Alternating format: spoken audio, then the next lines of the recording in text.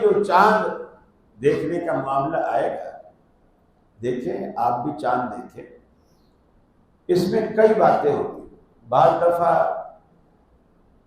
شہادت سے، گواہیوں سے ایک چیز ثابت ہوتی ہے اور رؤیت ہلال اس کا اعلان کر دیتی ہے، تھوڑا دیر بھی ہو جاتی ہے، گواہیاں آنے میں، اس کی تصدیق کرنے میں لوگ مذاق اڑا رہے ہوتے ہیں، ارے میاں 10 بجے کون سا چاند نظر آیا ہے، 11 بجے کون سا، 11 بجے چاند نظر نہیں آتا، چاند تو مغرب کے ٹائم ہی نظر آیا ہے۔ صرف شہادتیں پہنچتے پہنچتے اور شہادتوں کی تصدیق اور چھان بین کرنے میں یہ ٹائم لگ جاتا ہے، اتنا بے صبرا ہونے کی ضرورت نہیں۔ اب آپ اندازہ لگائیے اللہ کے رسول کے پاس، آپ تو کہہ رہے ہیں 11 بجے کون سا چاند نظر آتا ہے، مجھے بتائیے ظہر کو کون سا چاند نظر آتا ہے؟ اللہ کے رسول عید کا چاند مدینے میں عید کا چاند دیکھ رہے ہیں، کسی کو نظر نہیں آیا، رسول اللہ صلی اللہ علیہ وسلم کو بھی نظر نہیں آیا، صحابہ کو بھی نظر نہیں آیا۔ دور کسی قبیلے میں لوگوں نے چاند دیکھا، مغرب میں چاند دیکھا، اونٹوں پہ سوار ہو۔ اب وہ یہ سمجھیں کہ ہم نے دیکھا تو مدینے میں بھی دکھا ہو، اور صبح اللہ کے رسول نماز پڑھائیں گے عید کی، ہم بھی آپ کے پیچھے عید پڑھیں گے۔ اب وہ اونٹوں پہ چاند دیکھ کے چل پڑے، ساری رات چلے، صبح نہیں پہنچ سکے، اور جب وہ پہنچے ظہر کا، اور مدینے میں چونکہ چاند نظر نہیں آیا تھا، اس لیے اللہ کے رسول روزے سے، صحابہ بھی روزے سے، صحابہ بھی روزے سے، آپ بھی روزے سے۔ اس قافلے والوں نے آ کے کہا یا رسول اللہ ہم تو عید پڑھنے کے لیے آئے، ہم نے اپنے علاقے میں چاند دیکھا اور جب ہی اونٹوں پر سوار ہو گئے۔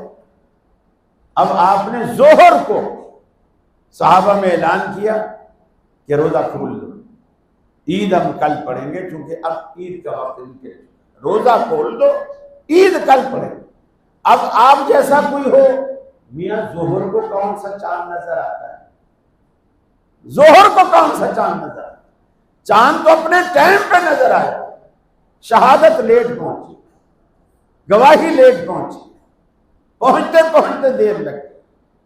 پھر اللہ کے رسول صلی اللہ علیہ وسلم نے اتنی وضاحت سے یہ مسئلے سمجھائے۔ یہ ہمارے یہاں ایک عادت ہے نا، مثال کے طور پر اگر آج رؤیت ہلال کمیٹی بیٹھے گی اور فرض کیا چاند نظر نہیں آیا، اور چیئرمین نے اعلان کر دیا کہ جی چاند نظر نہیں آیا، لہذا عید جو ہے وہ اتوار کو ہوگی، یعنی 2 مارچ کو ہوگی۔ ظاہر بات ہے آج اگر چاند نظر نہیں آیا تو اب عید اتوار کو ہوگی، پھر ہفتے کو چاند دیکھنے کی ضرورت نہیں ہے، کیونکہ قمری مہینہ یا 29 کا ہوتا ہے یا 30 کا ہوتا ہے، 31 کا نہیں ہوتا۔ تو 30 دن جب پورے ہو جائیں گے پھر اگلے دن چاند دیکھنے کی ضرورت ہی نہیں۔ اب آج اگر چاند نظر نہیں آیا اور اعلان ہو گیا کہ جی اتوار کو روزہ ہے، ٹھیک ہے، اب کل اتفاق سے چاند نظر آ گیا، یعنی ہفتے، اور وہ تھوڑا موٹا ہو، تھوڑا موٹا ہو۔ دیکھو اللہ کے رسول چونکہ سچے رسول ہیں اور قیامت تک کے لیے ہیں اور آخری ہیں، اس لیے آپ نے ذرا سا بھی ابہام نہیں چھوڑا، ہر بات کلیئر کر کے سمجھا دی۔ کل ہم نے دیکھا، آج نظر نہیں آیا، کل ہم نے دیکھا چاند نظر آ گیا، لیکن تھوڑا موٹا ہے، تھوڑا روشن بھی زیادہ ہے، اور کچھ عموماً زیادہ دیر تک رک گیا، جو عموماً 8-10 منٹ میں 12 منٹ میں غائب ہو جاتا ہے، یہ ذرا 15 16 17 منٹ تک کھڑا رہا۔ اب ہم میں سے ہر بندہ کہہ رہا ہوتا ہے دیکھا کتنا موٹا چاند ہے، یہ کل کا چاند ہے، یہ کل کا چاند ہے۔ کمیٹی نے جھوٹ بولا، سارے چشمے والے رکھے ہوئے، نظر کسی کو آتا نہیں ہے، اور اعلان کر دیتے ہیں کہ چاند نظر نہیں آیا۔ ہم دیکھ کے چاند کو اندازہ لگا رہے ہوتے ہیں کہ یہ کل کا چاند ہے، یعنی کل آ گیا تھا اگرچہ ہمیں نہیں دکھا، آج دیکھو کتنا روشن ہے۔ پہلی کا چاند کو اتنا بڑا ہوتا ہے بھلا؟ بابا جی بھی کہہ رہے ہوتے ہیں، دادا جی بھی کہہ رہے ہیں، نانا جی بھی کہہ رہے ہوتے ہیں، ہاں ہم نے تو اپنی زندگی میں پہلی کا اتنا بڑا چاند تو نہیں دیکھا۔ یہ ساری چیزیں شیطان آپ کو شک میں ڈالتا ہے۔ نبی کریم نے کیا فرمایا؟ تم نے 29 کو چاند دیکھا اور چاند نظر نہیں آیا، 30 دن پورے کرو، اس کے بعد چاند اگر موٹا نظر آیا ہے تو یہ مت کہو کہ یہ کل کا چاند، یہ آج ہی کا چاند۔ اللہ کے رسول نے ہدایت کیوں؟ تاکہ شک نکل جائے، شک اس جگہ پر نہ آئے۔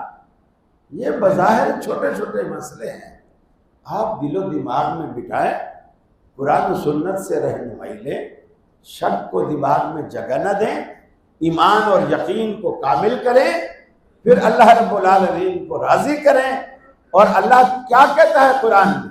ہر مسئلے میں، اور روزے میں بھی یہی کہا، سفر میں ہو، بیمار ہو، چھوڑ دو۔ عورت ہے، بچے کو دودھ پلاتی ہے، اس کو ڈاکٹر نے کہا دودھ پلائے گی، اگر روزہ رکھے گی دودھ سوکھ جائے گا، نہ رکھے روزہ۔ اللہ نعوذ باللہ ظالم نہیں ہے، اللہ آپ سے محبت کرتا ہے۔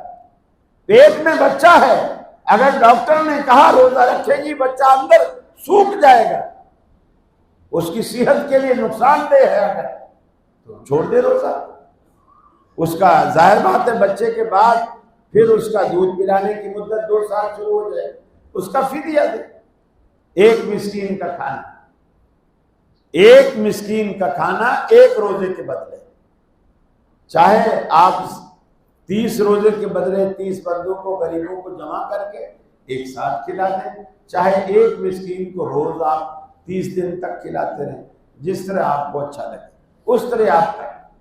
تو شریعت نے جو آپ کے لیے آسانیاں رکھی، اور اللہ دیکھو قرآن میں کتنی خوبصورت بات اللہ رب العالمین نے کہی، فرمایا یرید اللہ بکم اليسر ولا یرید بکم العسر۔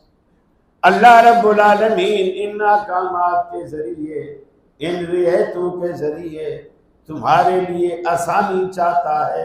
اللہ رب العالمین تم پر تنگی نہیں چاہتا۔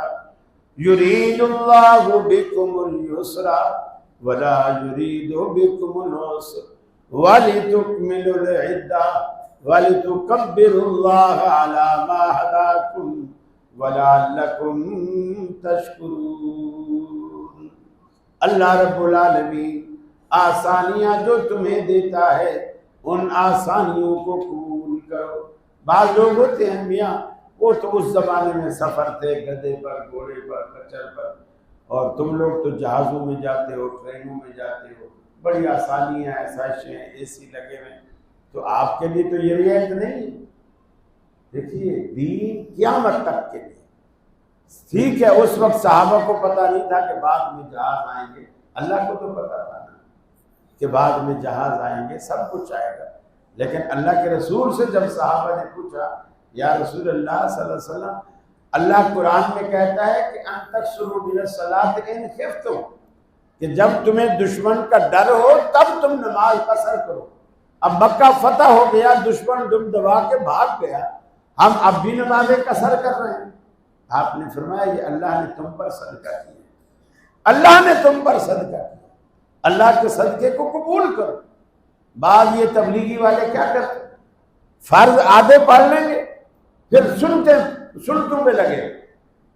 ارے بے وقوفو، جب اللہ نے فرض ہی 2 معاف کر دیے، آدھا کر دیا، سنتیں تم 12 کی 12 پڑھ رہے ہو، 17 کی 17 پڑھ رہے ہو، اور پھر جو 2 رکعت پڑھنے سے جتنا ثواب ملے گا، اگر آپ نے سنتیں 7 بھی پڑھ لی ثواب نہیں بڑھے گا، تو آپ کو ٹکرے مارنے کی کیا ضرورت ہے جب ثواب ہی نہیں بڑھا؟